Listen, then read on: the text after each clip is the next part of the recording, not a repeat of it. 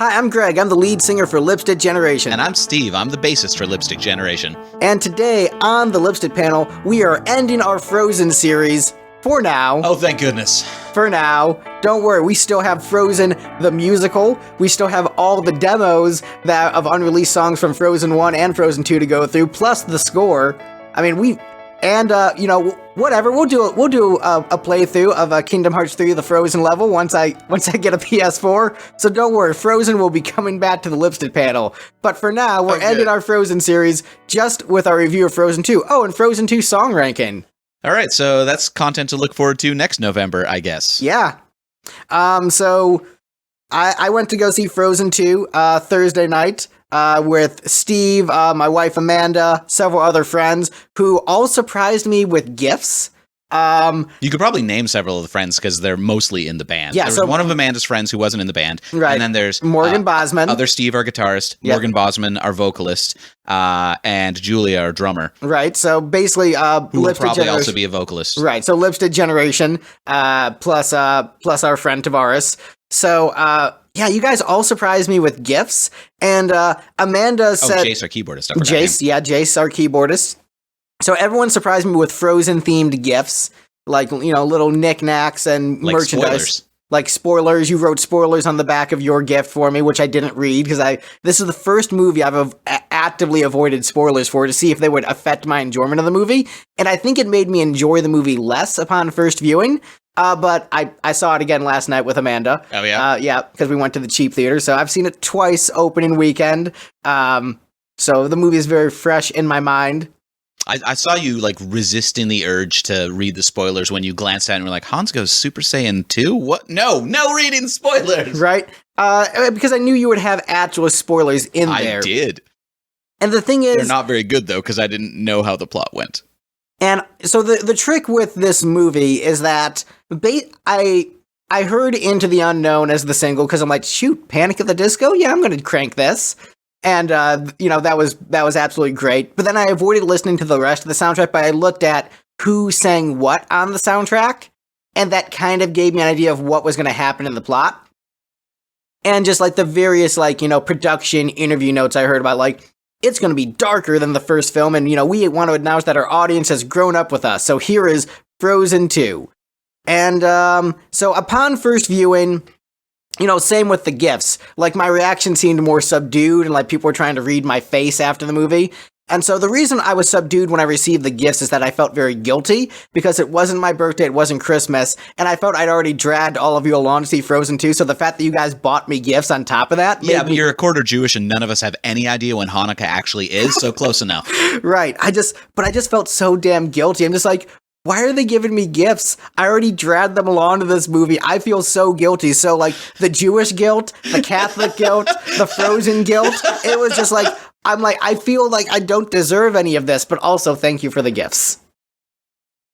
So I was super excited for it, and yeah, I would say I love the movie, and I'm not sure if it's my second favorite film of all time, but I'm still processing. But it's definitely one of the it's maybe the best second installment in a franchise I've ever seen. So it's better than Batman Returns. It is better than Paddington 2, and it's better than Rocky 2. See, I was just thinking Paddington 2, and I was like, I think I like Paddington 2 better than Frozen 2. I respect that. I can this is the kind of movie where if you don't like it for the right reasons, I respect it. Or I can see why this wouldn't be someone's favorite movie. Amanda said she liked it better than Frozen 1. I want to get your thoughts on how did you feel about this movie? I felt that piecemeal, a lot of it was much stronger than the original. Into the Unknown, I think, is in a vacuum, is a better song than Let It Go. Ooh, interesting. I completely disagree with that. I think Let It Go is a good song, but a big part of what bolsters Let It Go is its role in the gestalt narrative of the film. Its role in the film as a not even just the narrative, but the flow of cinema. All right. So you're saying the two songs in isolation, you never have seen either movie, just listen to them back to back. Into the Unknown, you say, is a stronger piece. Right. Like, the first time I heard Let It Go was shortly before seeing the movie for the first time. Somebody was like, this is one of the best songs I've ever heard. And like, it's like where it fits in the story, it's just extra movie. And I listened to it and it's like, this is fine. And then I saw the movie, I was like, okay, I get where they're going with it. But like, it didn't really resonate with me. Whereas it's just like Into the Unknown was just like, I think a better song. Well, how much of it benefits from having, Panic at the Disco covered as opposed to Demi Lovato? No, I mean, while watching the film, when it was Inda Mendez, is that how you pronounce her name? Adele Dazeem. Wait, what? No, that's a joke. John Travolta called her Adele Dazeem at the Oscars because he couldn't read the teleprompter. Oh no, no, it's Idina Menzel. Idina Menzel. Like her version of it. That's what I was thinking while listening to her version of it in the film. The character of Olaf, I think, is much better handled in this one, in that like the occasional vague depth and the attempt of the character to grow, I think, is much more interesting to see. And like the meta commentary on like everybody's growing up and all men must die. Olaf is, I think, much funnier in this film than in the last film. And so like the last film, he was like sort of the weak link of the movie where he was still like enjoyable, like he's fine, but now he's elevated to like, okay, now he's the best Disney sidekick. Right. Yeah. It's like, I also like that they like immediately tried to supplant him. Like, okay, now that he's like, he's got character growth, here's a cute frog fire lizard thing. guy. The sort of repeated thesis point of, if you don't know what you really are supposed to be doing, just figure out what the next right step is and do that. I thought that was pretty good. It's so great for the adulting millennials who are just like, oh man, I have no economic future. I guess I'll just try to go one day at a time, paycheck to paycheck. Right.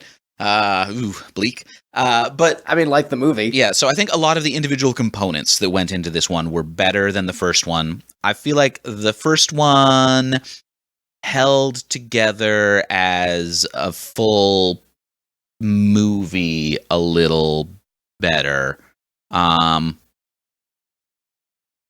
So which one do you prefer at this moment in time? It's possible that it'll change after you watch Frozen 2 with me many, many times. I mean, if somebody was like, hey, Steve, do you want to sit down and watch Frozen 1, Frozen 2, or something new that you've never seen before? Well, you're going to say something new you've never seen before. I'm going to say something new I've never seen before every time. Like, these are films that, like, while they were fine, I don't feel the need to revisit them in their entirety at any given time. If somebody said, hey, do you want to listen to Into the Unknown or Let It Go? I'm like, let's listen to Into the Unknown. Well, how much of that is Let It Go's overplayedness? You having lived with me and like witnessed me like working out to Let It Go for 4 hours, like doing crunches. Though to be fair, you were courteous about this in that you would wait to start working out for 4 hours to Let It Go until after I had gone to work. And like I would come in and you'd be listening to like you'd be on the back half of the song and you'd finish the song out and then you'd stop. So I mean, I'm a courteous roommate. Right, I appreciate that. And I was not like hanging out extensively with children during the year after that film came out. Only Greg was, flooding me with that song. So a lot of people, like, their big problem with Let It Go is they just heard it way too many times. Right. And that wasn't really my experience. I didn't have to listen to it enough times that I hate it. And I think those people are weaklings because I listen to Steinman, which is literally like Let It Go just 3 times in a row. If you just listen to one Steinman song. And with more dick jokes.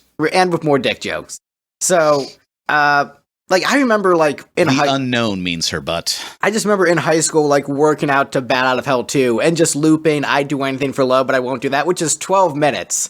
And so just, like, you loop that, like, man, you're gonna...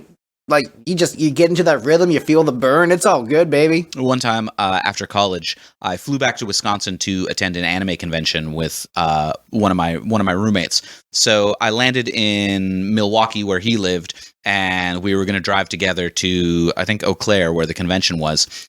And he was like, I burned us a mix CD just for this trip, and he popped it in, and then it didn't work. He was like, oh, that was I Would Do Anything for Love 6 times. It was going to be a great joke, And then the CD didn't burn correctly. Let's listen to the radio. Now, see, that, for you, that's a joke. For me, that's just a great mix CD.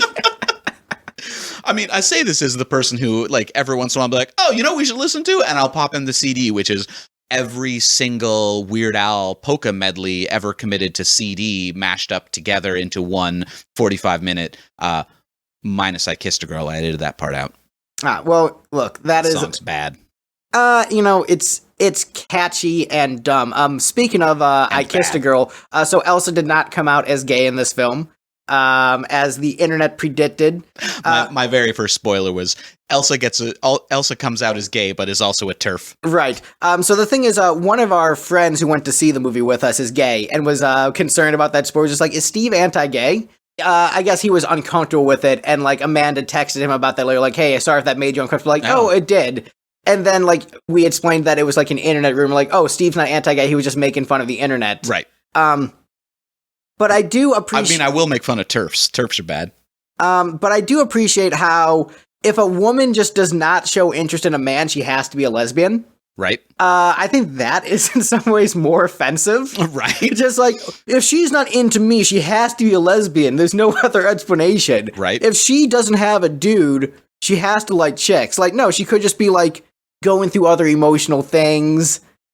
Like, not everyone needs to be in a relationship at all times. Right. So I'm obviously not an expert on this, but I feel like there might be actually a fairly solid ace reading of Elsa's character from this film. Like, we're doing spoilers, right? Oh yeah, spoilers. Spoiler warning for this. Why are you listening to us doing a retrospective on this movie if you don't want spoilers? Greg from a week ago. So like, there's this big reveal where like she's being. Elsa is being called into the north throughout this entire plot, and then she's got her second big song, which is her singing like in a second person, using a lot of the terminology you hear in love songs, where she's been waiting her whole life for you, like come out to me kind of stuff. And then in the end of the song, it turns out that like it's nobody, that what she's looking for is just something that's inside of herself. I mean, it's her mom singing to her. I mean, yeah, Ghost Mom. It's her ghost mom. The sequel to Ghost Dad. But ultimately, there isn't actually like a person. Like, she thought she was there to like rescue somebody, and like she's caging the final rescue song as a love song, and it gets there's like, no, there's nobody to rescue. There's just there's some answers to your questions, but there's just ultimately there is just you, which I think could read as an ace thing, that like she just doesn't need romantic attraction. I mean, yeah, that's and also people like probably reading way too much into that part of it. I think that Elsa's sexuality is like a non-factor in these movies. It's a non-factor in the text, but it's not a non-factor. J.K. Rowling didn't write this. She's not gonna be like, turns out that Elsa was gay the whole time. No, but the people who did write it, they are aware of these internet rumors. They know what's going on. They're factoring that into their writing. I'm sure the subtext of that song, was no more accidental than why have a ballroom without any balls. Right. Well, I mean, look, these are the Avenue Q and Book of Mormon peeps. Right. There's no way they had a line about balls and weren't giggling to themselves. Right. Because they know, like, immature kids are going to be like, haha, balls. Right. And I'm like, and slightly more mature kids are going to be like, aha, AC/DC reference. But I'm sure while they were working on that song, they're like, all right, this is going to be a little bit of bait and switch. But like, hey, here's Elsa's going to go rescue a girl, and she's singing a love song to her. Psych, there's nobody there. It's just like her memories of her mother.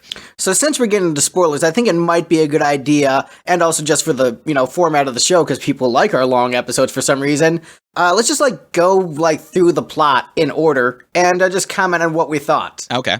So the movie begins with, bringing back cute little kid Elsa and cute little kid Anna hanging out. Flashback. Playing with snow dolls. Anna, as a kid, is still obsessed with everyone getting married and falling in love. So that's like a very little girl kind of thing to do. Like, everybody gets married and kisses. Right. So I thought that was cute. A little girl raised on Disney princesses. A little girl raised on Disney princesses. As, her voice actor was. Right. And then the parents come in, And the dad gives a little bit of vague exposition about so we hung out with these native people who had magic in the forest, and then for some reason they just started fighting with us. So colonialism in this movie, which is weird because they actually better handled than in Pocahontas. Well, they did actually consult with the pre-Christian Aboriginal groups in the Netherlands, I think it was. Yeah. Which is fairly interesting. Apparently they've actually got Disney got a contract that the sort of I forget the word for them, cultural elders and leaders of that society signed off and said, yeah, we think they're doing a good job with this. Yeah, and that became a core thing in the movie. So the first, for a lot of kids, this is going to be their first, looking at what colonialism is and how it's bad. Right. They handled it pretty well throughout this movie. They definitely copped out at the end with hey, the only way to stop colonialism is to destroy our Western society and to start from scratch. On second thought, let's not do that. It's still Disney. They're still a monolith of capitalism. Right, still a monolith of capitalism, but then we get the first new song in the movie, which is sung by Evan Rachel Wood. I mainly know her from the Across the Universe Beatles musical movie, so obviously she had some goodwill from me going in, but it was kind of She played Ringo, right? Yeah, she played Ringo in that. Played Ringo in this as well. Did a solid job. I'm Queen of Arendelle. I'm just happy to be here. I'm not even the best Queen of Arendelle. Yeah, there were 3 Queens of Arendelle in this film. Yeah, but and she was the worst. But how did you feel about the opening exposition song? I think it's much better than the opening exposition song in Frozen 1, We Are Cutting Ice. Yeah. That's not its real name. I recognize where that's from.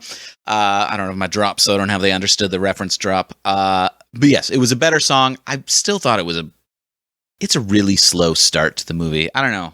You see, I thought it worked well because because that became a motif that repeated throughout the film more so than Frozen Heart did. Yeah. And at seeing the film for a second time like I did, the exposition of those lyrics reveals a lot, where later on in the movie, one of the lines is go too far and you'll drown. Mm-hmm. And at the end, when Elsa is in that ice palace, as she goes deeper into it, when she dives to the bottom is when she eventually freezes. So going too deep and you'll drown. So it is that warning. And they reference it even later in the film, why do all lullabies have these, warnings about murder and death? And they reference how bizarre that is, that lullabies all have those. But I thought it was a good start, and I think the creepiness for it helped set the vibe for the film much better than Frozen Heart did. It fit the atmosphere of the film better than Frozen Heart. Mm. So I don't know. I enjoyed it was definitely a better song than Frozen Heart. I still wasn't super into it. I don't know. I feel a cold open should be a bit more energetic. The cold openings of both of these films left me a little cold. That's fair. But I think also, with the way that the orchestra built up and you had that huge sweeping shot of Arendelle, it just made it feel like this is going to be epic, like Lord of the Rings, but with ice princesses. But with, ice balrogs. And then, we, Elsa's hearing the voice. Mr. Butlertron makes an appearance, and I was come on, give him more screen time, but still, we don't know what that dude knows and what he's up to. I forgot about Mr. Butlertron. Oh, man, I was watching out for Mr. Butlertron, what are you up to in this movie, bro? Turns out not much. But then we get the song that... So I was listening to the soundtrack at work on Friday, and they thought I was sick because my eyes kept, watering up. And, I kept sniffing. You posted about this online. I'm listening to the soundtrack and crying at work. Yes, and then I left work early because they thought I was sick.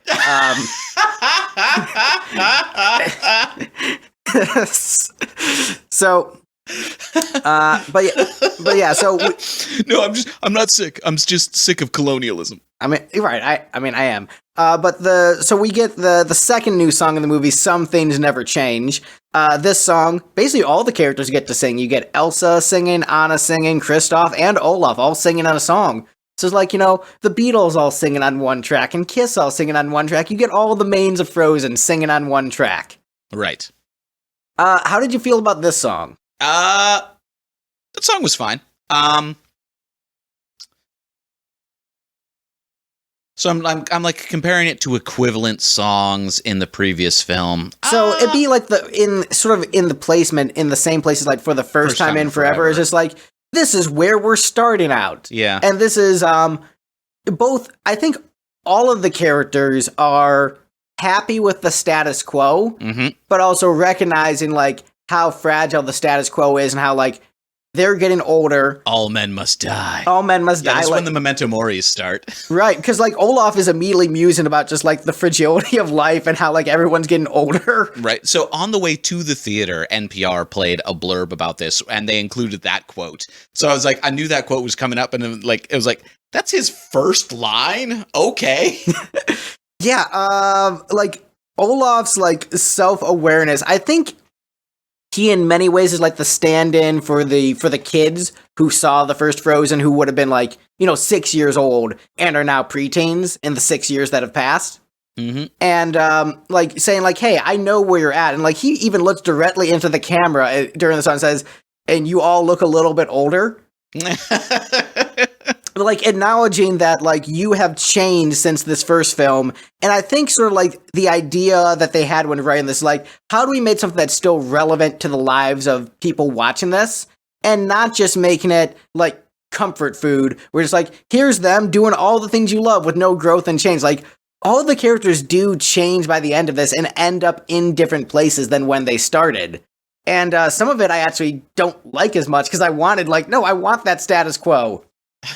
But I think I want Frozen 2, the sitcom. Right. Which is kind of what the shorts were.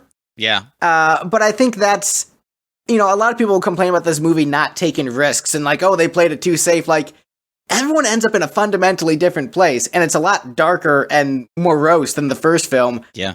They took the risk that, like, Frozen 3 has a really rough spot to work from to try to make Elsa a relevant character. Well, there's a lot of people who think they're not going to make a Frozen 3 based on the line at the end where Olaf's like, so it was like this thing where like we're going on adventures and putting ourselves in danger going to be a regular thing. And then Elsa says, no, Olaf, we're done. I mean, like, Elsa has like begun her transition to ice god. Right. Like she like firmly stepped to the side of like, yes, I am a goddess of ice now.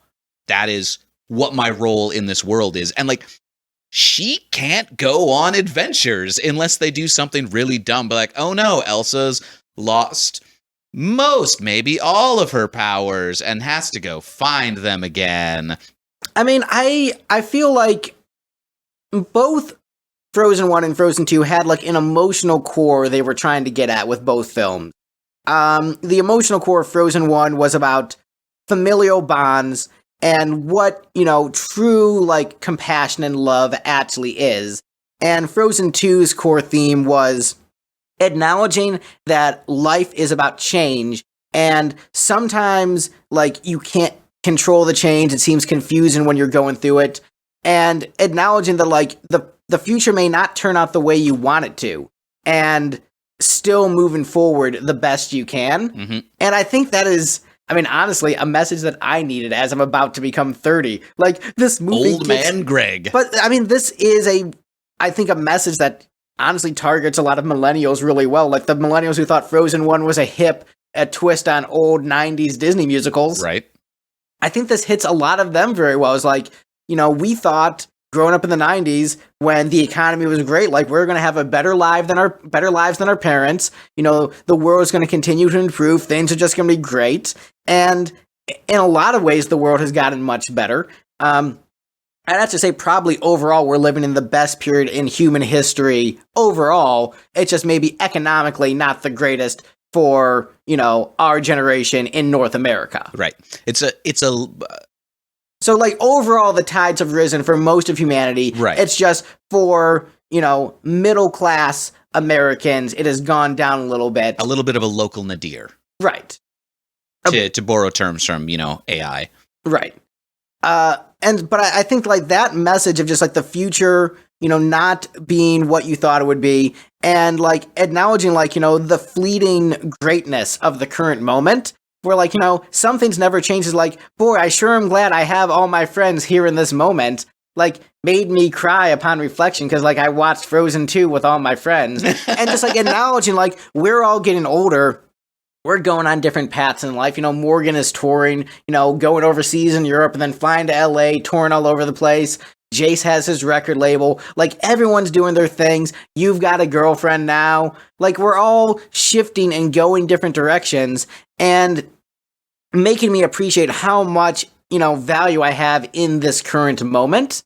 Like, you know, I have so many great memories of when we were gigging nonstop in 2013. Mm-hmm. And that was such a great time. And that's just like not where we're at right now. And, you know, maybe we'll get to another era that's similar like that, hopefully. But I think that's what makes that song so tragic is like, they're like, yay, we're all together and everything's great. And that changes by the end of the movie.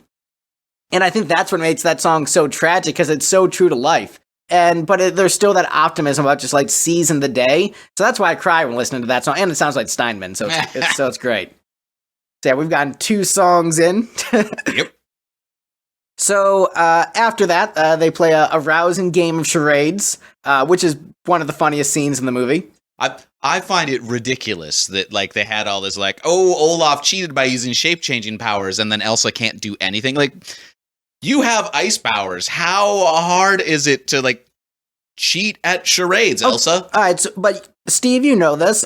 You know how like awkward introverts are when you try to get them to just like do anything. Yeah, it's true. And so it's just like Elsa being unable to express ice is hilarious because she's just so awkward. And so that I think was a funny thing. And then also where, you know, getting introduced to Kristoff's arc, which is just like, I want to propose to this girl, but I'm really bad at it. So it's like that one scene from Creed where she doesn't have the hearing aid in and he's trying to propose, but that's the entire movie for Kristoff. So, but you know, I like that they gave all the characters individual arcs, and then we get into the Unknown, which you think is a better song than Let It Go. Yep. Side note on that, one thing that I noticed with much of Elsa's arc, is especially as it comes up right about at this point in the movie, is she talks about her power growing. So her power is growing. She's starting to hear a mysterious voice calling her to go to a distant place. There is an amazing fantasy novel by Lawrence Watt Evans called The Unwilling Warlord. In his Istavar series, I think, is what it's called, as some of my favorite fantasy writing, where like that is one of the main plot points, is that one of the forms of magic that exists in that world is like 20 years ago, there was a night where everybody had terrible nightmares, and then about 10% of the population woke up with basically telekinetic powers, and the more you use them, the more powerful they get, but also the louder the voices in your head become until eventually you hurtle yourself off into this unknown land in the north, and that's the fate of all warlocks. And so all warlocks are a little bit terrified of this power that they have. And so like Elsa's describing this exact thing, and I'm like, come on, hurl yourself off into the unknown space and develop superpowers. Well, this sounds great. There's another fantasy series that Frozen 2. I've been listening and reading a lot of reviews on this movie, and so much of the criticism I find incredibly infuriating because there are legitimate things to criticize about this movie, but all the critics are saying the dumbest things possible. Like, why did this movie need to exist? Why does any sequel need to exist? Because money. But like, they're saying, like, this movie should not exist because sequels, but you're fine with Toy Story 2, or Toy Story 4, you're fine with.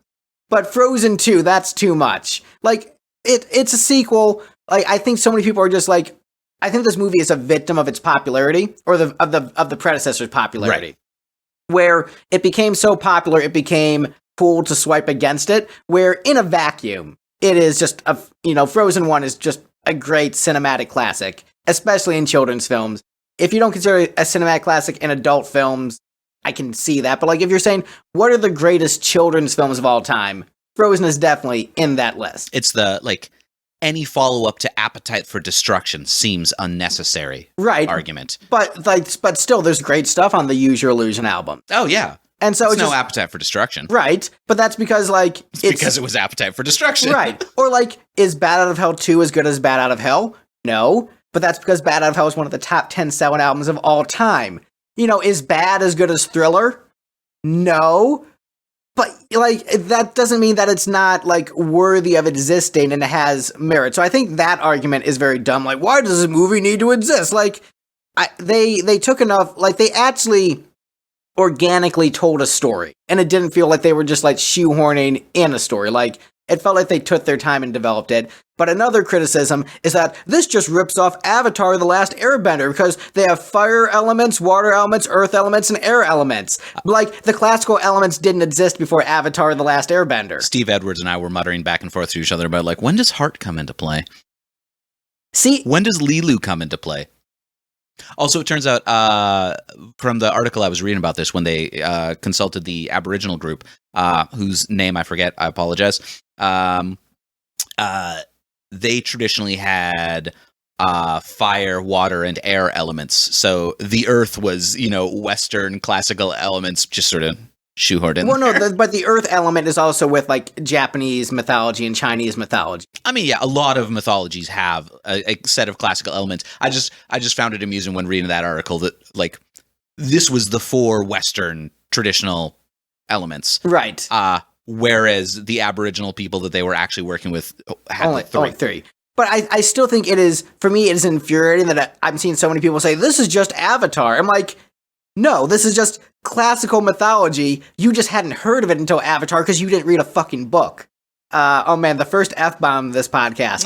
But like, that is the criticism that is driving me the most insane. Like, this is just Avatar. Like, no, do you just not read books? I guess probably because they're on the internet, but like, it drives me nuts that like this. I've seen so many people say it's an Avatar ripoff because there's the classical elements. Do you understand my rage here? One of my favorite parts was they got to that one scene in the middle. It was like, oh, I remember this scene from Dances with Wolves and Avatar. Not that Avatar, the other Avatar, and Pocahontas and Fern Gully, the Last Rainforest.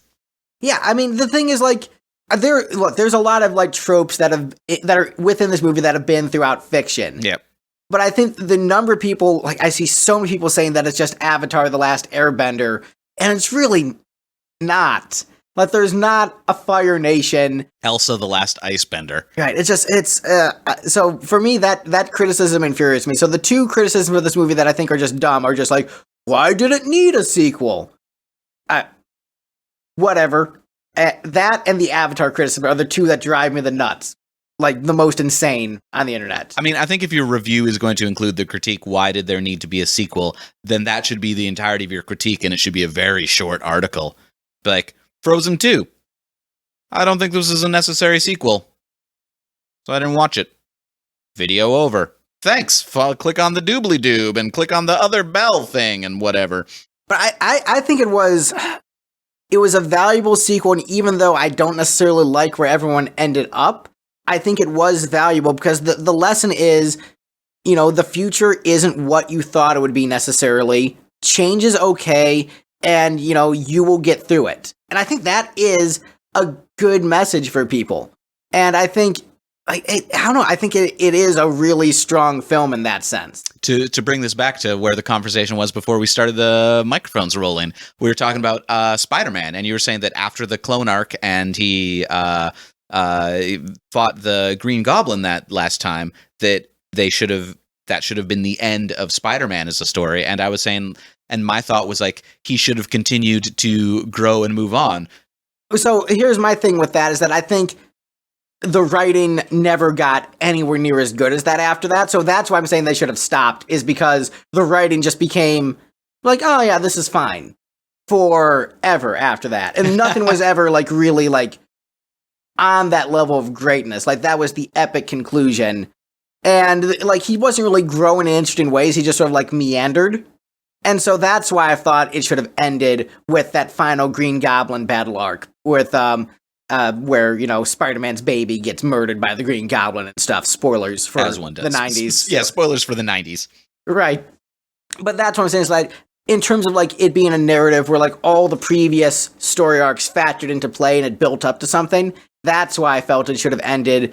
This movie, it felt like they were still building upon previous stuff and wasn't just like throwing in new stuff just to keep it going. Like, it actually felt like they were building and continuing. So if other Spider-Man arcs built and continued based upon that, then I'd be more willing to say, yes, keep Spider-Man going. But because that was so good and they dropped the ball after that and never really built upon it, that's why I said Spider-Man should have ended there for me personally, because the storytelling just wasn't as good. But I think this does speak to one of your natural inclinations when it comes to narrative is you do very much like the sort of sitcom setup of there is a status quo and we must ultimately reach the status quo. I think that's... So it needs to either be sitcom setup or like actual substantial growth. Like there has to be an actual arc that they undergo and change. So like this movie, the characters do go through arcs and change substantially by the end of the movie. And so I don't like where they ended up as much because the happy, feel good ending of Frozen 1 just made me so full of joy. And this is a little bit more somber and removed, but I respect that they like had the balls to do that. Like they had the balls to not just end with the status quo. And why have a ballroom? Right. Why have a ballroom with no balls? So the fact that they did that, it's not the Frozen. I said this to a man. It's not the Frozen movie I wanted, but it's the one that I needed. Because it's about like saying like, so paralleling it to my own life. And being brutally honest on the internet. The idea that, if you look at, let's say, where Lipstick was in 2013, where we were very popular around the local scene, we were gigging a lot and looked like things were, going to be better, and I had just met Amanda and fallen in love and just like, everything is great.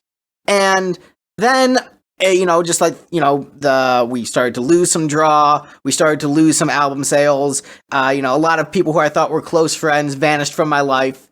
And, but like still finding like happiness as the seasons of life change, I think is something important. And so the fact that they had the Frozen characters do that, I thought was a very bold artistic choice, which still confused me why people say this movie didn't take any chances. Like, it took some big chances. Yep. Like those are some big swings, and I admire them for taking those swings, and I think relatively succeeding. Yep.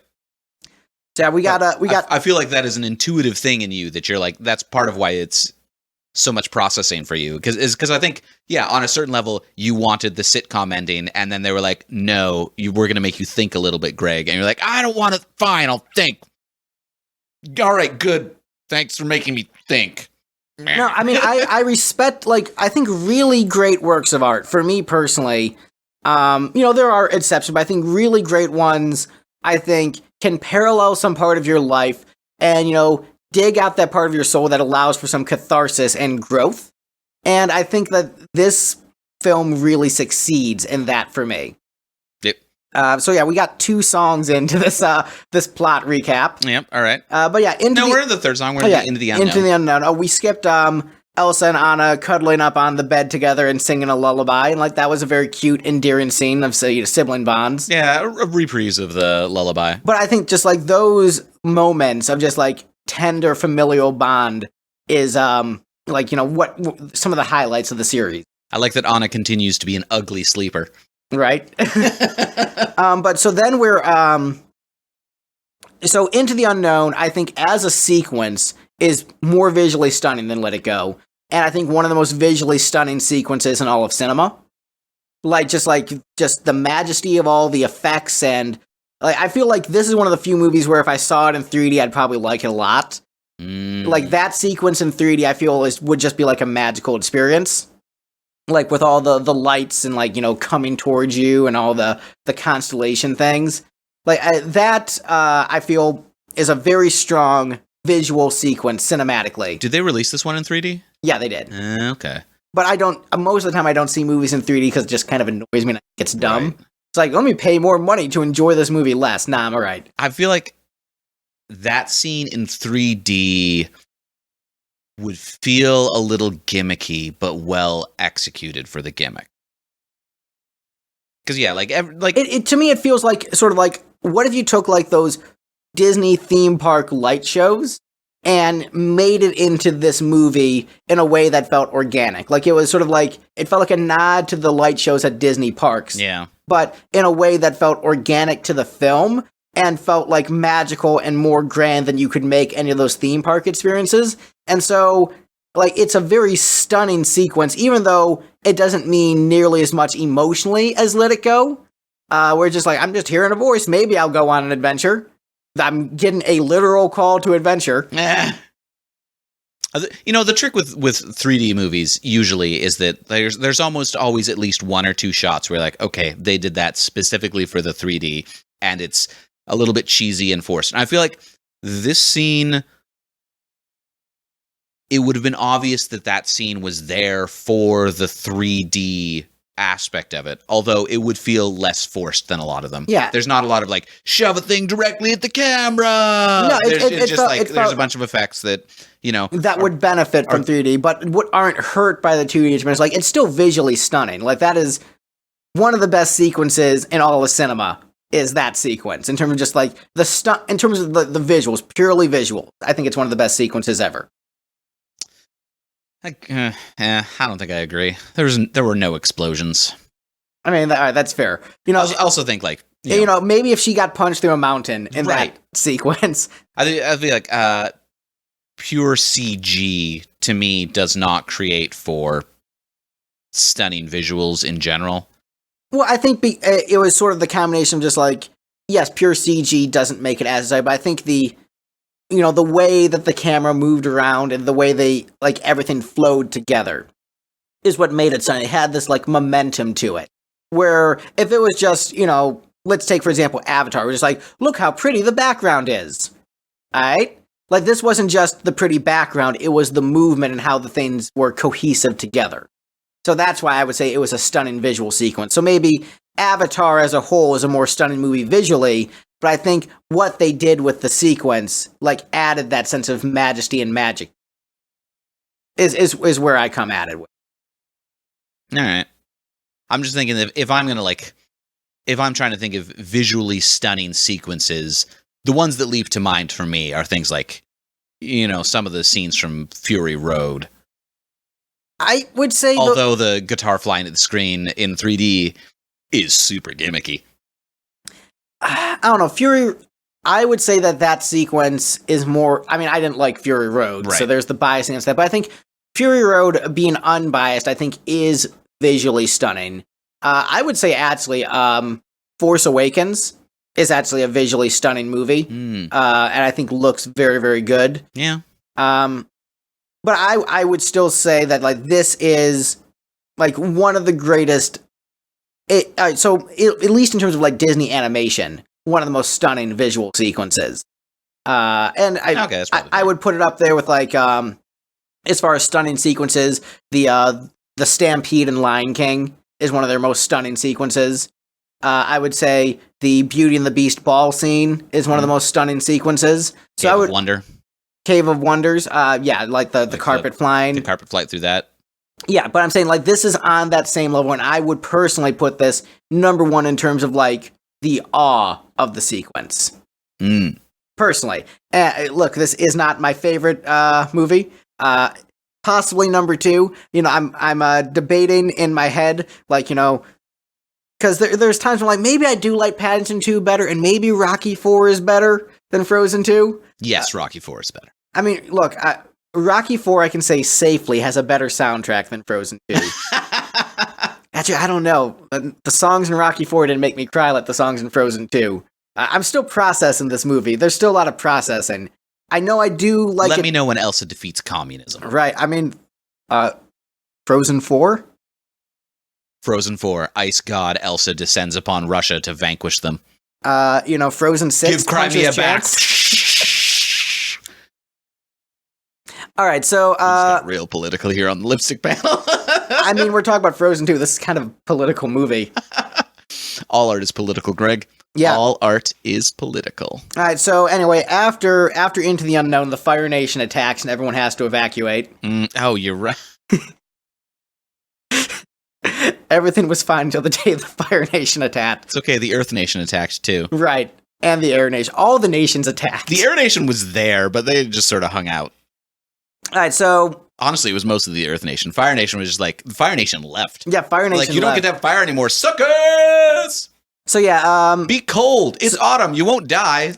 Nobody needs to drink any Fireball. You the beginning of Final Fantasy 1 happens where all the elements just stop working.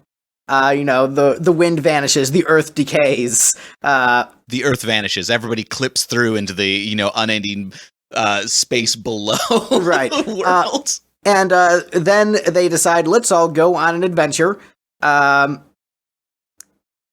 And then, they get to the magical forest, and Olaf's like, I can't wait to see what character arcs we all go under in this film. Basically, what's a transformation? What's a transformation? And then we get introduced to the natives and also the Arendelian soldiers in the forest. And Olaf recaps the first film in one of the funniest sequences in the movie. That was a pretty good recap. I mean, Olaf is consistently funny throughout this film. Then Anna died. Then she got better. Right? And I think the funniest part of that is also, like, Matthias, Captain Matthias, like, his reactions to everything he says. Like, his absolute shock that Hans with the bad guy, like, no! I think the When I'm Older sequence, I think before that, technically. The When I'm Older song sequence happens. I think so, yeah. So, what do you think of this Olaf song? It's better than the first one. Yeah, I would say this is a much better song. I think it's much creepier. Like, the riffing is just, like, kind of, like, uncomfortable and a little bit metal, which is awesome.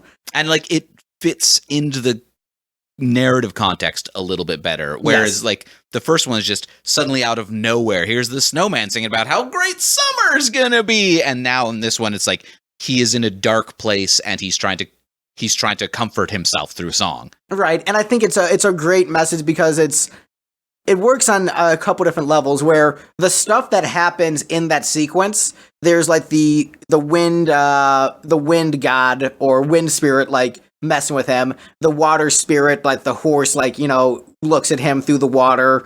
There's the fire lizard, like, causing fire all around him. And there's like the earth giant's footsteps. And he says, none of this makes sense, but maybe it'll make sense when I'm older, which it actually does by the end of the film. Right. All those things are given context. But also, the message of when you're older, absolutely everything makes sense is a great message for the audience because, like, no, things are still confusing when you're an adult. You'll understand more, but you'll still be confused. And also, like... What'd you figure out in the last 6 years, chumps? Almost nothing? That's what I thought. But also, like, the idea, like, the thing... There's a line that sounds like, these are absolutely normal events. I think is...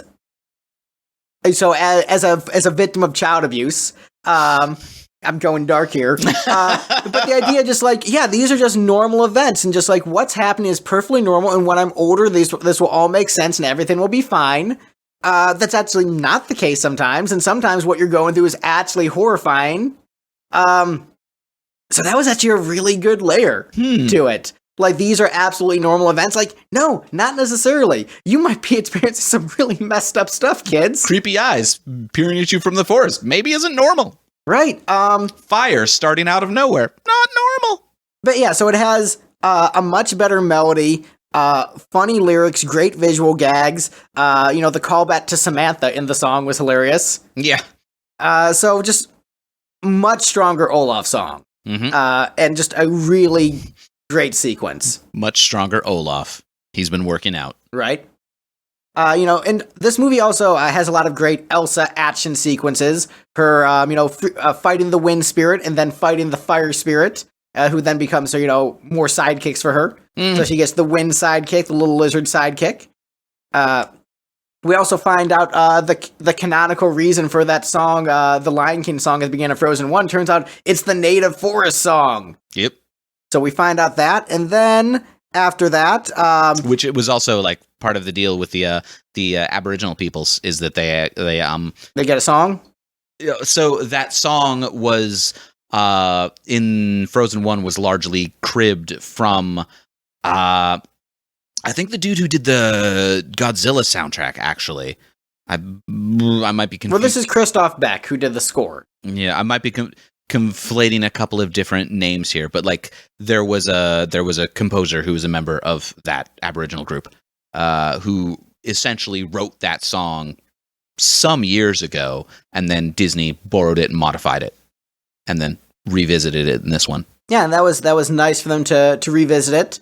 And then the party splits off because Kristoff goes because he wants to propose to Anna, but the party splits off during that time. And then we get the sweet Michael Bolton-esque 80s music video where Kristoff gets a song. Right. They first reprise your favorite song from Frozen, Reindeers Are Better Than People. They bring it back. And then we get Kristoff finally getting a full song to sing. How did you feel about this one when it came up in the movie? It was pretty ridiculous, but, I thought it was fun. Yeah, I mean, I lifted up my devil horns as soon as that guitar cut into the mix. I like they did the edit where it's like you see somebody walking around in the scene and then the giant face of that person singing the lyrics is superimposed on half the screen. Very 80s. Yeah, so how did you feel about this song overall? I liked it. It was good. Yeah, gave him a real song.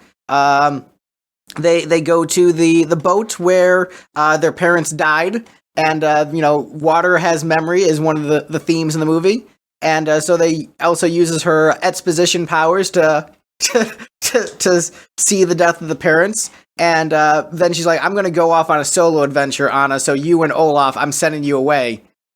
Which Olaf and Anna talk about like. Appropriate responses to anger and how your feelings are emotionally valid. So that's a good sequence, and then we get the cut from the trailer where we get to see Elsa fighting against the ravenous seas and taming the wild water horse. So cool action sequence. Then we get... I think one of my cleverest jokes in the spoilers was, I forget the author's name. Hans Christian Andersen? No, Michael something. Michael something and Robert Munch. So Michael is why am I spacing? An Inuit children's author. Okay. I know him mostly because we had a lot of copies of Baseball Bats for Christmas kicking around my house since my grandfather gets mentioned by name in it.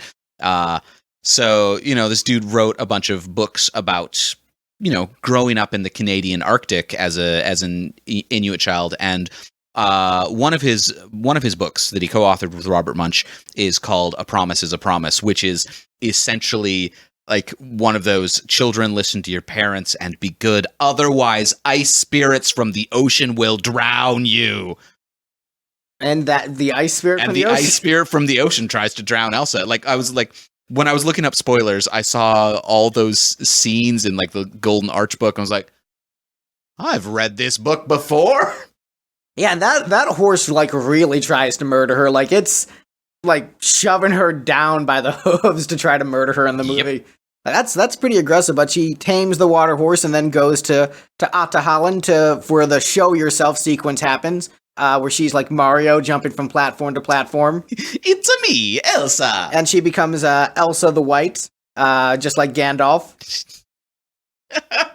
So, how did you feel about Show Yourself? There's the debate online of Into the Unknown versus Show Yourself. Which is the better Let It Go to? Right. I was listening to that one. I was, also texting my girlfriend periodically about the songs like, hey, bad news. There's two Idina Menzel songs. Idina Menzel. Idina Menzel. Idina Menzel. I forgot how to pronounce her name already. I'm sorry. Adele Dazeem. Adele Dazeem. There's two songs by her. I'm sorry. There's two Let It Go's you're going to have to put up with from your niece. Into the Unknown is definitely the better of the two. Yeah, I think Show Yourself is we already sort of discussed that one at length. We sort of did, but I think it's a powerful song. The first time I saw it, it didn't blow me away as much, but I think this is the kind of film that benefits from repeated viewings. Kind of like when people first saw Empire Strikes Back, and like, this is too dark, and I don't like it as much, and I don't like where the characters ended up. This is the Empire Strikes Back of the Frozen series. It ended on a real happy note for this to be the downer one. Right. I mean, it's still, Disney. Yeah, that's true. I mean, those Star Wars now. Right. But then we get, after that song, we get the sequence where she sees all the ice sculptures of Christmas past. Mm-hmm. She feels awkward when the Let It Go dancing thing goes by and, like, covers her face. Like, oh no, I'm so embarrassed by that, and I've heard that song way too much. Just like, I made so much money off this. She brutally murders the Hans ice memory. That was pretty great. And then we get exposition that, like, turns out her grandfather was an imperialistic asshole, and he was the one who attacked the native people first. Whoops. So how did you feel about the message of imperialism in this movie? Like, as a socialist, you would have been like, yeah, this is great. There were some. So I think it was a good thing to try to address. There was a little bit of a white savior vibe to it, in that they were like, it turns out that your guys' mother is actually one of this tribe, so you guys are the chosen ones with the superpowers to save everybody. I was like, okay, that's... Well, I mean, it's technically mixed race, if that's, the case.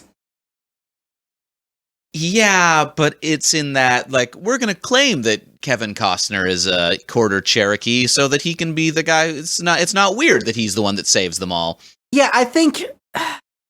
Yeah, obviously there's issues with that, but I think where they succeeded, I think this was trying to, like, give it a more honest fairy tale ending of just, like, having the Queen of Arendelle, a powerful political force, also have a queen with, like, really powerful ice powers, completely throws off the political dynamics of that Right. world. So her just being like, I'm going to hang out in the magical forest where the wind, can lift me into the air. There's magic fire lizards and rock giants.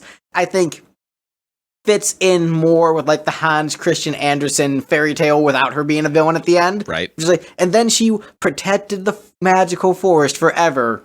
Like, I get where they were going with that, and that makes sense. There were a few spots in the beginning of the film when they're, like, hanging around in Arendelle, and I'm like, the only reason there hasn't been a coup is because your queen is an ice god and could destroy any military uprising single-handedly. So yeah, continue to defer to the queen. Yep. But so Frozen 3, military uprising. Because Anna's not going to be able to stop that. Anna doesn't have superpowers. I mean, think of this. Like, if Kristoff marries her, he is the king of Arendelle. Mm-hmm. Those two are in charge of that country politically. Right. Those two have no idea what they're doing. It's true. Probably Mr. Butlertron has been running the nation this entire time. I mean, and honestly, will he probably continue doing has. so. That's why you don't see him, because he's busy being the Dick in charge. Cheney of that universe, just like this bald, fat dude who's secretly running everything. Except not so secretly. Not so secretly running things, accidentally shooting his friends in the face. But yeah, so we see the Elsa dives deep into the... There needs to be more Ministry songs on the soundtrack of Frozen. I agree. Maybe Frozen 3. But so Elsa dives deep My into... name's Dick Cheney. I'm armed with many knives. So Elsa I dives got that deep quote into wrong. Ahtohallan, witnesses her grandfather murder the leader of the natives, and he was completely unarmed, which I find interesting in that, like, so I've been... I don't know. He was holding like a pipe or something, No, or maybe a glass. That could have been a weapon. He was drinking some tea. I mean, for all the grandfather knows, that could have been a gun. So here's what's interesting. So I've been reading about the Aztecs and Cortez, and so, like, Cortez was obviously an evil dude, but Montezuma was also an incredibly evil dude. So it wasn't just like, yes, these white people were evil, but so was definitely Montezuma, and the reason they were able to defeat him was that they allied with all the other tribes that hated that dude. It's like, yeah, I'm just gonna, like, Also, guns and smallpox. guns and smallpox, but also, like, I think Montezuma, like, slaughtered, like, 80,000 people, like, sacrificing them to the gods. That's chump change. Right, and then, like, Cortez murdered, like, 4 million. Right. So, like, no, he, like... The Europeans showed up, were like, 80,000? That's the worst war crimes you people can commit?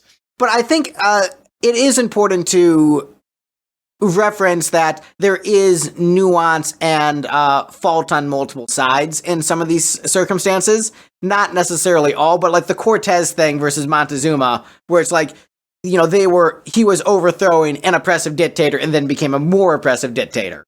But I think that is something that should be addressed. Like, he did nothing wrong. Like, there's a little bit of nuance to it sometimes. I mean, that's something that should be addressed. But Disney film is probably not the place to try to present, the sort of, like, both-sidism about,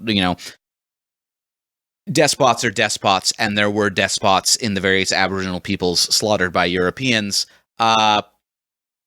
But that's way too nuanced to try to explain that, like, maybe And some in of the this- Native Americans were bad. Like, yeah, some of them were, but Right. But also for a It's a movie bad place to do that. that's under 2 hours, we don't have time. we don't to have time for explore that. But I felt that was important to address because, like, saying like he was completely innocent. As I was reading about Cortez, I think it is important to address like that in this podcast. But I think it is ultimately a very good lesson for kids because this is a more nuanced take on colonialism than, let's say, Pocahontas, where just like there was just this one bad colonialist, but then we sent him away, and then everything was great, and we were at peace with them. But not really. Like I think because this is acknowledging that like the sins of the past like need to be addressed, Yeah. in some way, and Colonialism is bad and continues to have repercussions, for generations to come. right. And so I think that is actually like a really, this movie took no risks. I think that's a pretty big risk from like this Disney princess film, which was just like, sisters are great, aren't they? To like, colonialism is bad, and also sometimes the future isn't what you want it to be. Deal with it. Like that's a bit of a leap. Colonialism is bad, but it's okay because one of the colonizers was black.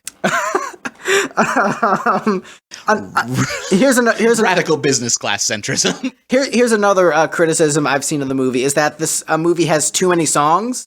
It had Frozen 1 had 9 new songs, including Reindeers Are Better Than People. Including the Reindeers Are Better Than People reprise in this movie, this has 8 new songs. And people are saying there's too many new songs in this movie, and I guess they don't know how to count. They're not familiar with how Disney musicals have always worked. Right, but that is another criticism I've seen online. Like, there's so many new songs in this. I'm like, yes, there's one less song than in the previous film. I guess that means there's so many new songs. I guess they don't understand how film musicals work, where like you have a certain amount of plot, then song, certain amount of plot, then song, and if you have a movie of this length, that's about how many songs you're going to fit in. Yeah.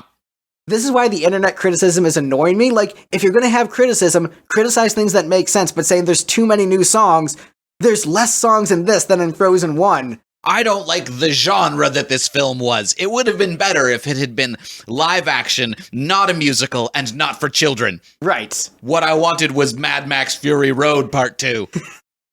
I'm sorry, just like, it's... The Disney princess needs to be... Oh, I've already forgotten her name. Oh, no! Furiosa. Yeah, Furiosa.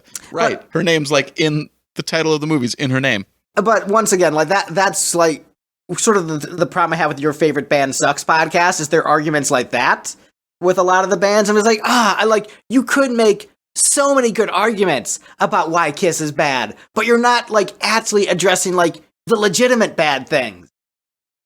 And so that's why like these reviews of Frozen 2, like I recognize this is not a perfect movie. It has flaws. I think this is more of a plot-heavy movie than the first one. I think it has less of a emotional core in terms of like the characters, because you're following the different characters and they all sort of have their arcs. Yeah. So it's less following Anna and Elsa and more following everybody. And it's also much more abstract than the first film. And so those are a number of like, and also like darker and more somber. So there's a number of reasons where you could be like, yeah, I could see liking this less than Frozen 1 and having legitimate criticism, but being like, there's too many songs and why did it need a sequel is just bad, lazy criticism. But speaking of more songs, Anna hugs Olaf and comforts him as he dies. Yep. And then we get emo Anna in the darkness, talking about how she will succumb to the darkness wearing all black, which makes it appropriate that you had a couple emo bands in the soundtrack. Because they're like, you know what, we should hire some emo bands to do covers of these songs. And you get The Next Right Thing, which is, such an emotional low point for the character who has always had optimistic songs. Yeah. Like, all the Anna songs have been, like, pretty happy and plucky. And then just, like, I'm alone in the darkness. My sister and Olaf have just died. I guess I'll try to destroy the dam? How do you feel about this song? I thought it was pretty good. It's still, honestly, it's a fairly optimistic thing in that she's like, well, I'm at the worst point in my life. I guess I'm gonna just try to continue to do the right thing, though, and hope that things work out for the better. Also, stuffing Olaf's remains into a satchel, I found that kind of amusing. Just like a satchel full of most of Olaf, or at least the Olaf's accessories. Right. I think, there's I don't know, there's a certain poetry to that. Like, like the remains that you would eventually scatter or whatever. I mean, I'm sure it's mostly for the sake of like when he gets reanimated. Right. She's like, oh, I've got your coal and your carrot and your sticks. Right. Although, as revealed earlier in the film, his carrot is in fact interchangeable. Right. And that he, presumably just when they start getting mushy, he swaps them out. Probably. But I would say that, it's a strong song, but I would say melodically not as strong as some of the other as the songs in Frozen 1. Yeah, I don't remember the melody at all. I remember it because I've been listening to it on repeat. Right, I listened to it once whilst watching the film, Right. and I forget how it goes now. But I would say lyrically one of the strongest pieces in the Frozen canon. I'm trying to remember the melody, and all that's coming to mind is I think it's either Stephen Curtis Chapman or Michael W. Smith, one of those Christian, adult contemporary guys who's named after me, doing that Next 5 Minutes song.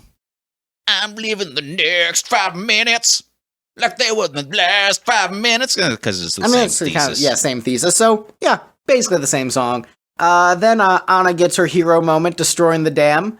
Kristoff comes back and comment on her destroying the dam, as I sort of like that she encountered the soldiers and she talked them down, which sort of reflects on like what we were talking about earlier with her reign with Kristoff, that like they're not really cut out to rule a kingdom as anything other than just like pretty looking figureheads that everybody's like, oh yeah, we've got the royalty and they're super neat.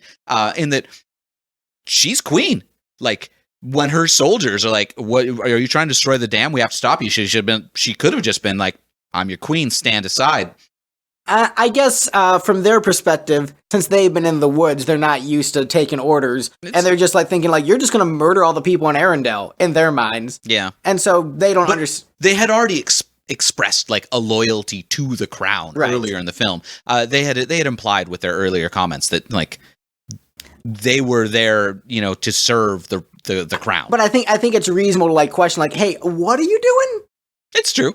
And they I don't dispute their actions at all. I dispute that like she's not cut out to be a queen, in that she bothered to explain herself other than just saying I'm the queen. Well, if she just said I'm the queen, that would have been a very villain moment. It's true. It would have been. But hey, monarchs maybe aren't good people. That's fair. Like any sort of autocratic government where it's just like, hey, I was born to the last person in charge, so now I'm the person who has absolute power. Not necessarily a good way to run things. Not necessarily a good way to run things, but works for the sake of the movie. But, the dam is destroyed, and then Elsa comes back and, rides her magic horse, saves Arendelle. I'm not entirely clear on how Elsa came back to life. What I believe happened was the spirits acknowledged that like the wrong had been righted, like the dam which had hurt the people of the forest had been righted, and therefore recognized like Elsa's role in that and allowed her to no longer be frozen in ice. So it's like, by correcting the sins of your fathers, you have made made yourself worthy to ascend to godhood with us. Yeah, pretty much. So really, all the people are like, this is just Avatar: The Last Airbender. No, bitches, this is Hercules. Yeah. And that's the gospel truth. Damn straight. And this is the point where I think there is a little bit of a cop-out where, they could have just said, we have to revert back to nature and destroy Western society in order to bring back balance. Like, this technology, which has destroyed and polluted native lands, is ruining the world, and so thus we must give up, like, our comfort and things that we like in order to save the planet. And it's like, no, I'll save the city. So there's a bit of a cop-out there, but also, I think that is so true to Disney, to, like, get really close to, like, a really, like, cutthroat message, and then, like, let's stop short of that. So that is classic Disney.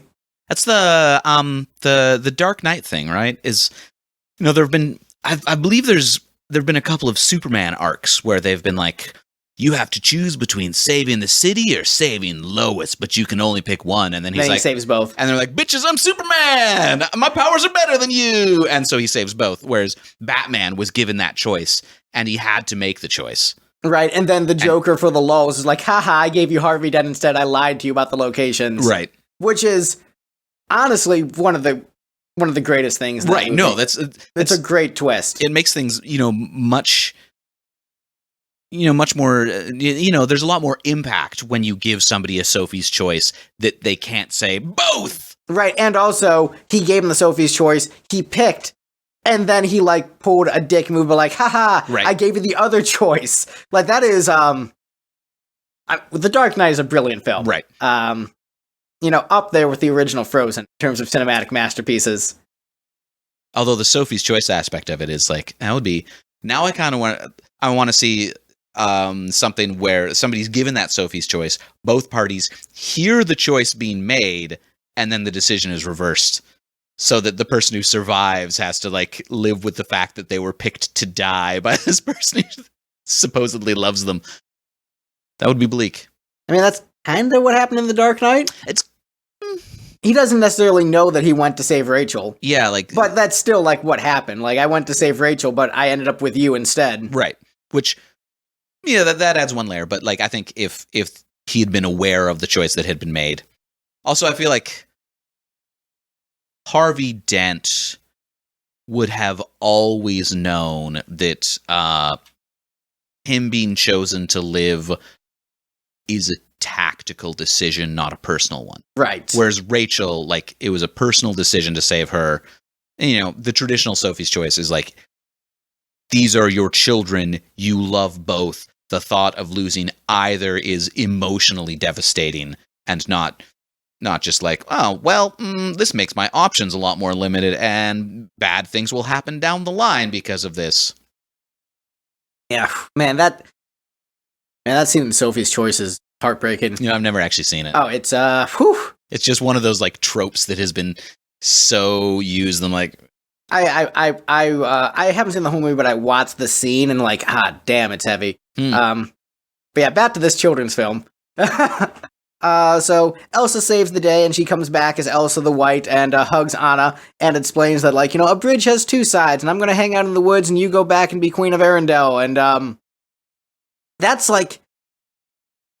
this is where I have the biggest problem with the movie, is the ending, which I guess some people have problems with this ending too, because the ending of Frozen 1 was Elsa being like, I don't need to live in isolation, I can integrate myself into society and be fine and be with my sister, and let's keep our family close forever and ever. Okay, I'm gonna peace out and live in the woods far away, see you later, and isolate myself from society. And so it feels like a reversal of, like, where she ended up in Frozen 1, in a lot of ways.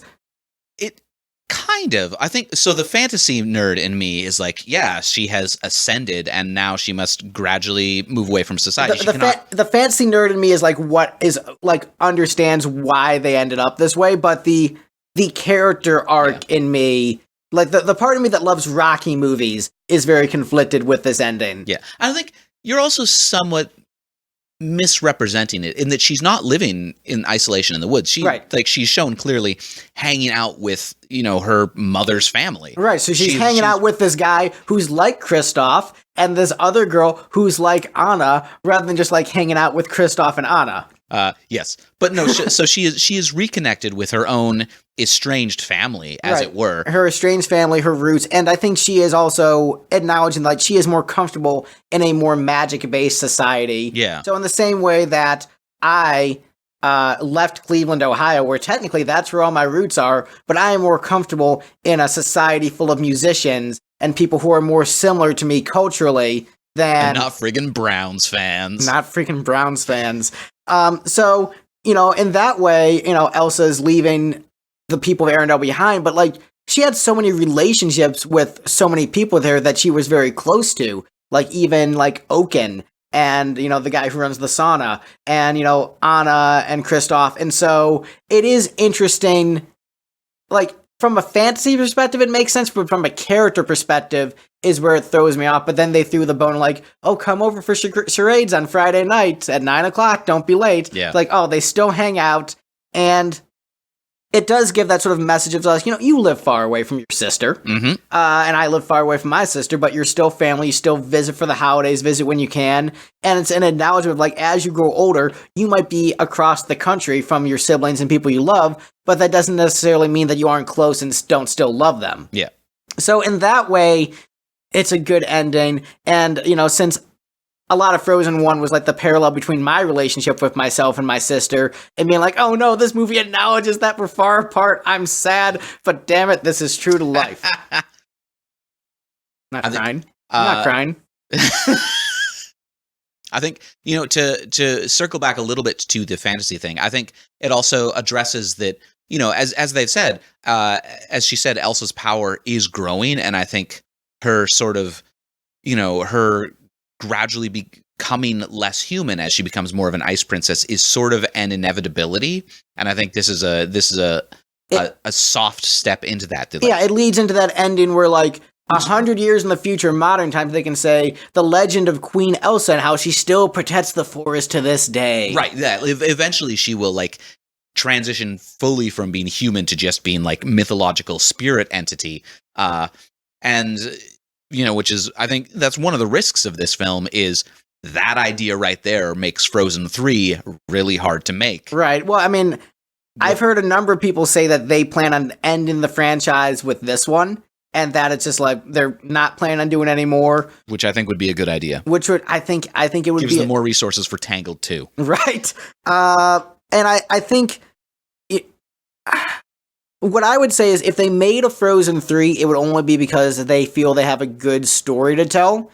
And I think what they did with this film is that they had like a thesis of like, what is the emotional core of the story, which is about growing up and things changing and acknowledging that things change and sometimes not necessarily the way you want them to. But that doesn't mean that life is necessarily bad. Mm-hmm. And that was the core of the film. And I think if they come up with like another really great theme that they can tell with the characters, I think then the plot will sort of fall into place. So I don't need a Frozen 3, and I don't think they're necessary. If they made another one, I think they could potentially tell another great story if they did the same thing they did with this one, which is like take their time with it, not rush it, and then only if they have a good story idea, make the next movie, which is what they did. Bob Iger, CEO of Disney, who, obviously lots of flaws with him, being the CEO of a major corporation, but has made some very good artistic decisions. And one of the things he said when Frozen came out and was the huge success, and, they're talking about, because it was, the most successful animated film of all time, like, is there going to be a sequel? And he said, maybe, but let's not rush it. He said, a lot of direct-to-video sequels came out of Disney films in the 90s, and they were bad. And he said, we didn't want to do that with Frozen because he recognized how good it was, that had a legacy, and that they weren't going to rush it and were only going to make a Frozen 2 if they felt they had a good story to tell and could make something that was a worthy successor. Again, Frozen 3, like they can look to the lessons learned from Aladdin. Like the first Aladdin ends with, the happy ending for when you have characters who are super magically powered like this, the happy ending for them is them ridiculously powerful and untethered. So for all the sequels to Aladdin, they had to be like, oh, by the way, the genie is not in fact as omnipotent as would have been implied at the end of the previous film. Being free means that he's not as powerful as he used to be for reasons that we need that to be the case. Right. And what I would say with a Frozen 3, if they made one, obviously I'll go see it, but I don't think there is. Yeah, you will. I don't think there's a need for it. But I'm not going to be immediately like, no, there's no way it can happen. It shouldn't exist. Because in the same way that a lot of people thought that Rocky Balboa should not have been a film, or that Creed should not have been a film, they're like, why would you make Creed like Rocky Balboa ended on such a good note? And then you saw the Creed films and you liked them a lot. I was like, this is way better than Rocky Balboa. They should have skipped that one. And I think, honestly, I think because Rocky Balboa and Creed hit a lot of the same beats. I think Rocky Balboa is a better written film, but I think Creed is a better made film in terms of directing, production, but writing. I think Rocky Balboa is a better written film than Creed. I mean, we have an entire episode about this. You can go back and listen to Greg and I bicker about the Rocky series and why Rocky Balboa is totally unnecessary. But I think it was necessary for the time. But You're like, damn it, Steve, you can't have the last word on this. well, without Rocky Balboa, you don't get Creed. But what I would say is, if they made a Frozen 3, I'm open to it, but I'm not demanding it. But if it blesses my life, then yeah, I'll take it. To counterpoint, without World War I, you don't get the band Franz Ferdinand, but are they worth it? In Creed's case, sure, yeah. Oh yeah, we didn't comment on the 3 ending credit songs. Oh yeah, we got Panic at the Disco, Casey Musgraves, and Weezer. I had looked at the soundtrack credits and I'd gotten a little confused and was like, wait, is Weezer doing the second Adina song? I don't think Rivers Cuomo can pull that off. And then they did the Lost in the Woods. I was like, oh yeah, all right, this is much more in Weezer's House, as it were. Yeah, the only one of those songs that I feel like was really worthwhile was the Panic at the Disco one. Well, I think the Panic at the Disco one made you realize how good of a singer that dude is. Yeah. We're oh, he's pulling off Idina Menzel really well. With the Demi Lovato Let It Go version, I think some of the percussion choices were cool, but it was clear she was just not a vocalist on that level. Yeah. Which, to be fair, you have probably the greatest singer in Broadway history, and that's a genre of music known for really good singers.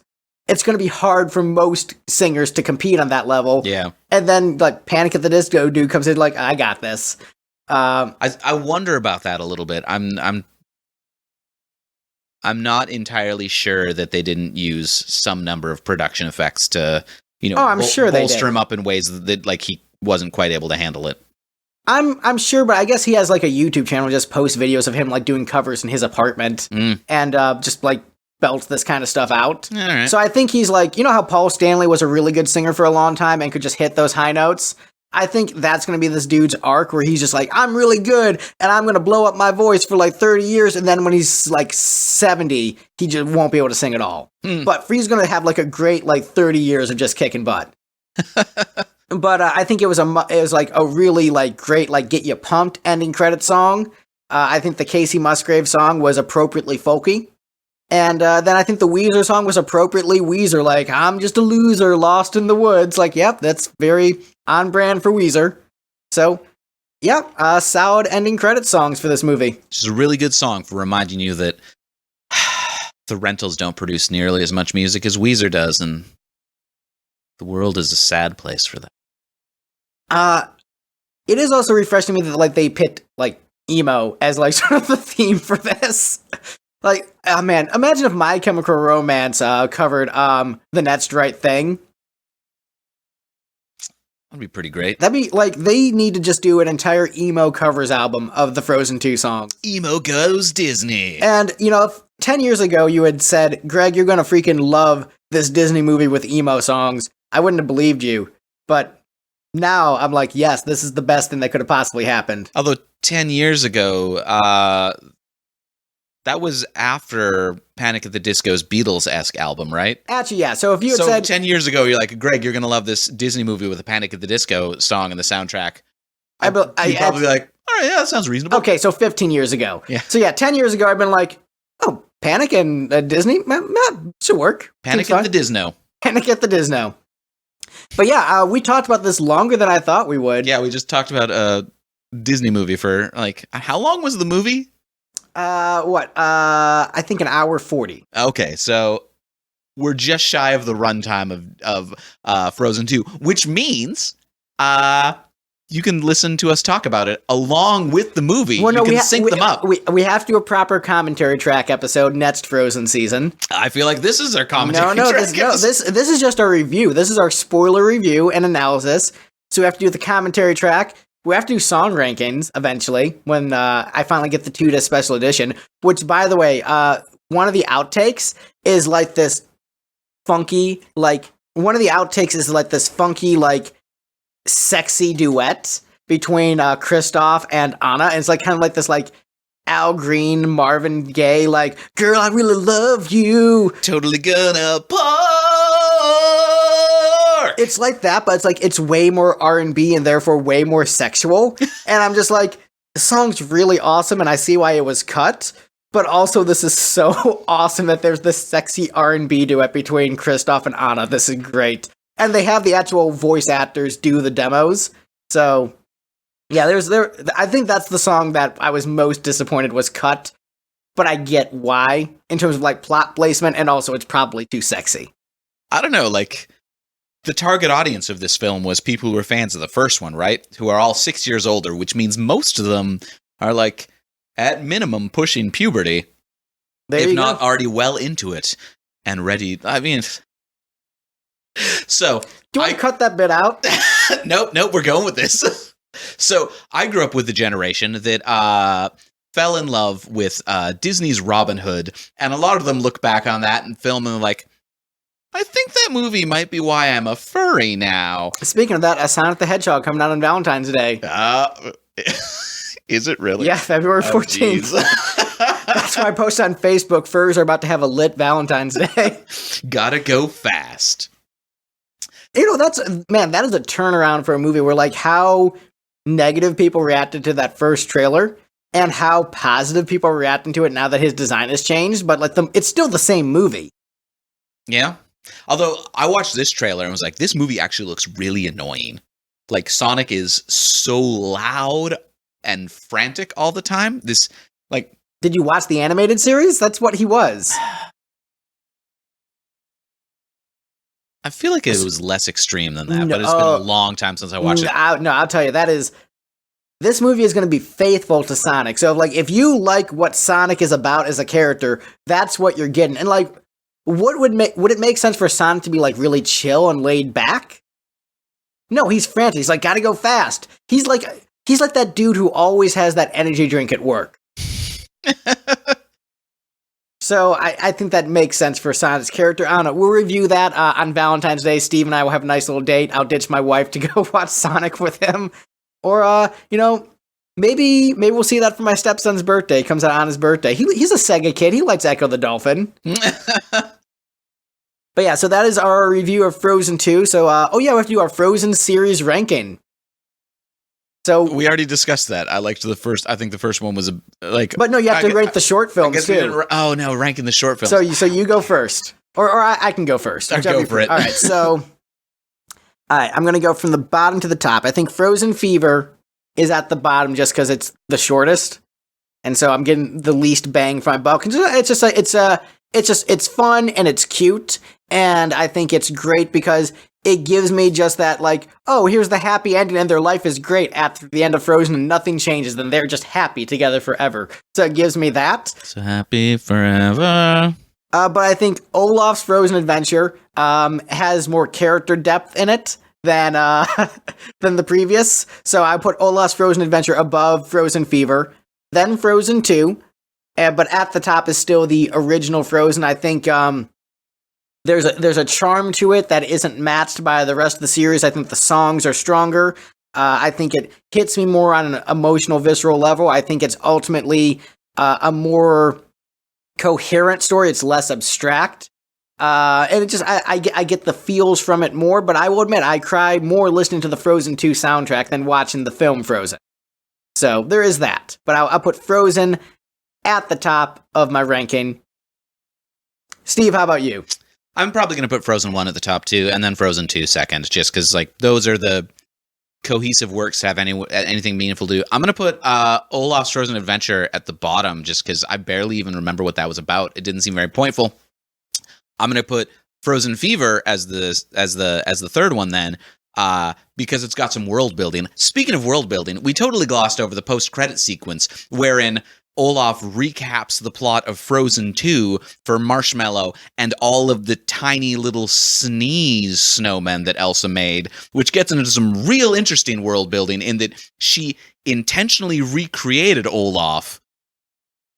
Did she intentionally recreate all of these other creatures after they also died when her magic faded out? Or it's possible. So here's my theory on that for dumb fan theories. So they passed by the ice palace at the beginning of the movie on the adventure, like it's in the background. Oh, I missed that. And it's on a snowy mountain. So it's possible, since this is autumn, it is cold enough up there on the North Mountain where it wouldn't melt. And Olaf was melting because of like the heat of the area he was in without Elsa's cold keeping him alive. But he didn't melt. He just dissipated. Right. He Thanos snapped away. So yeah, he Thanos snapped away. So maybe that is what he said to the other characters in the post-credit sequence, and that's why we're all not dead now. So I was wondering about that. So I mean, I think they all died too. So yeah, so then Elsa intentionally brought them back, and Elsa, she's like, "I made these lives; these are my responsibility." Elsa said, "Pro-life." So that's our episode, ladies and gentlemen. Steve, where can people find us on the internet? They can find us on lipstickgeneration.com and Right to Life marches everywhere. God, jeez. That's a complex issue. I feel it is not my place to critique any of that, and so I will not. It's a complex issue, very emotional, taxing for all parties involved, and I wish all people the best. Yes, find us at lipstickgeneration.com, buy a CD or t-shirt, bye. Look, as a straight white male, let me say that it's really important you